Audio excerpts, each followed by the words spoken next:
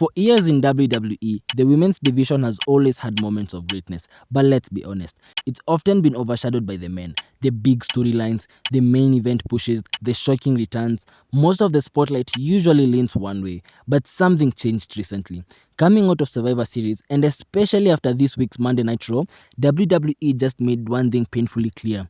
The future of women's wrestling is brighter than ever. The energy, the booking, the talent, it all feels like the women are gearing up for one big takeover. And for the first time in a long time, it really feels like the women might actually challenge the men for the top spotlight. So today, we're breaking down why the women's division might be the next big thing in WWE. This is Heel Turn. Kindly consider subscribing and let's go. To understand why the women's division suddenly feels like it's leveling up, we have to go back to Survivor Series. Inside WarGames, Team Rhea stepped into the cage against one of the most stacked lineups we've ever seen in years. And when the dust settled, Rhea Ripley, Io Sky, Alexa Bliss, Charlotte Flair and AJ Lee stood tall. What made the win even crazier is the fact that Rhea and Charlotte, two women who have never seen eye to eye, actually put the entire rivalry aside just to survive the match. For one night, they weren't enemies, they were allies. And that's where Monday Night Raw comes in. On Raw, Rhea Ripley and Io Sky finally made the intentions known. They told the entire WWE universe that they were coming for revenge on the Kabuki Warriors, and more importantly, that they want the Women Tag Team Championships. But before the challenge could even settle, Charlotte Flair and Alexa Bliss interrupted, and they made it very clear that they were not stepping aside for anybody. Charlotte reminded everyone that she and Bliss never got the rematch they deserved against the Kabuki Warriors. And just like that, what started as a simple statement turned into a straight-up ego clash. Two teams, both believing the other is weaker, both believing the other is unworthy of gold, both believing that they are the future of the division. So they decided to settle it the only way wrestlers know how to, an old-fashioned tag team match. Rhea and Io versus Charlotte and Alexa had the entire arena on the edge of their seats. It was one of those matches where nobody felt safe. Every time you thought one team had the upper hand, the other team flipped the momentum. It was fast, aggressive and unpredictable.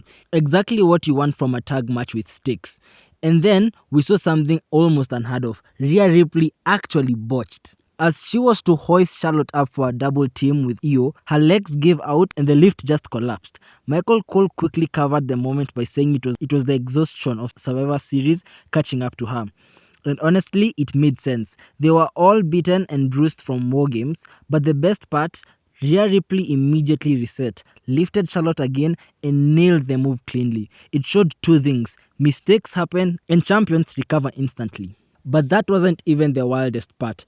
Just when it looked like the match was reaching at its peak, the Kabuki Warriors stormed in and blew everything up. Their rivalry with all four women is far from over. And before they could even finish the attack, Bayley and her partner rushed in, picking back up the unfinished business with Asuka and Kairi. Bayley's partner was this close to finishing the Kabuki Warriors off, and then the entire atmosphere changed. The Judgment Day hit the ring, being led by Liv Morgan. Liv, who shocked the world with her Survivor Series return, marched in and took everyone out with the Judgment Day. And then we got one of the biggest character-defining moments of the night. Roxanne tried to hand Liv the tag title so that she could pose with Raquel, but Liv didn't take it. She handed the belt back to her with zero hesitations. No ego, no drama, just a message. The Judgment Day is united, the bad blood is gone, and Liv is the architect now. And judging by the way she carried herself, Liv Morgan isn't just looking at tag gold. She's going straight for Stephanie and the main championship. But here's where things get really interesting.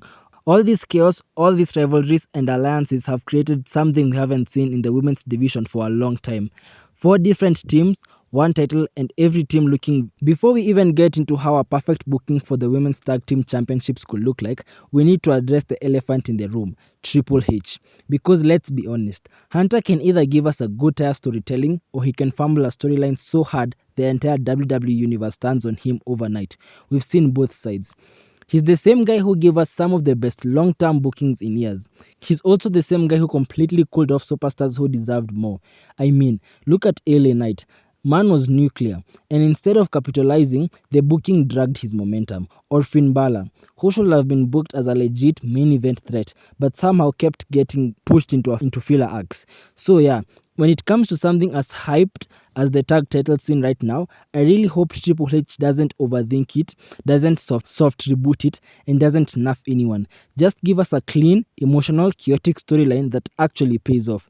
Because this right here is how a perfect booking for the tag team championships should look like. Now, if Triple H really wants to cook, this is how you book the first ever women's tag team ladder match.